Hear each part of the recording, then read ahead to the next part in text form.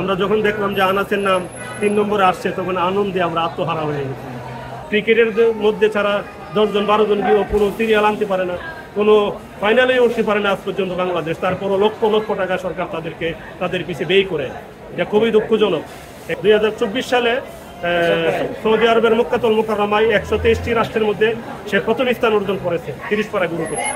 লিবিয়াতে বিশ্ব কোরআন প্রতিযোগিতায় সে 3য় স্থান অর্জন করেছে। চেয়ে গর্বের, এর চেয়ে সুখের, এর চেয়ে আনন্দের আর কি হতে পারে? সারা ওয়ার্ল্ডের মধ্যে আমার ছেলে কোরআনের ময়দানে বিশ্ব কোরআন প্রতিযোগিতায় 3য় হয়েছে, প্রথম হয়েছে। এর চেয়ে সুখের খবর আমার কাছে মনে হয় আর কিছু হতে পারে না। আমরা খুবই আনন্দিত, খুবই গর্বিত, এত খুশি হয়েছি যে ভাষায় প্রকাশ করতে পারি যে আমার ছেলে সারা পৃথিবীর মধ্যে বাংলাদেশের পতাকাকে উড্ডীন করে ধরেছে, বাংলাদেশের নামকে আল মুতাসাবিক আল বাংলাদেশ আনাস বিন আতিক বলছে। বাংলাদেশের নামটা যখনই ওর পুরস্কারটা ঘোষণা করা হয় তখনই ওর নামটাকে, ওর বাংলাদেশের নামটা বলা হয়, বাংলাদেশের নামটা তখন বলা হয়। সেই জন্য আমরা খুবই গর্বিত বোধ করি। ক্রিকেটের মধ্যে ছাড়া 10 জন 12 জন গিয়েও কোনো সিরিয়াল আনতে পারে না, কোনো ফাইনালে উঠতে পারে না আজ পর্যন্ত বাংলাদেশ। তারপরও লক্ষ লক্ষ টাকা সরকার তাদের পিছিয়ে ব্যয় করে, এটা খুবই দুঃখজনক।